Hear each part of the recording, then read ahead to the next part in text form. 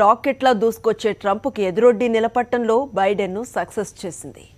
50 ఏళ్ల సుదీర్ఘ రాజకీయ అనుభవం, 6 సార్లు సెనేటర్గా సేవలు, 2 సార్లు ఉపాధ్యక్ష బాధ్యతలు, 3వ ప్రయత్నంలో అధ్యక్ష అభ్యర్థిత్వం, ఒబామాతో సాన్నిహిత్యం.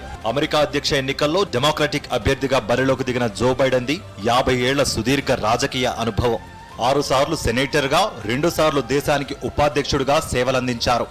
77 ఏళ్ల బైడెన్ కు 1988లోనే తొలిసారి అధ్యక్ష బరిలో నిలిచే అవకాశం దక్కింది. 2008లోనూ మరో అవకాశం చేజారింది. 3వసారి ఆ కళ సాకారమైంది. జో బైడెన్ గా పిలిచే జోసెఫ్ రాబినెట్టి బైడెన్ 1942 నవంబర్ 20న స్క్రాంటన్, పెన్సిల్వేనియాలో జన్మించారు. డెలావేర్ యూనివర్సిటీ నుంచి బ్యాచిలర్స్ డిగ్రీ పూర్తి చేశారు. 1968లో న్యూయార్క్లోని సిరాక్యూస్ వర్సిటీ నుంచి న్యాయపట్టా పొందారు. 1966లోని నిలియా హంటర్ను వివాహం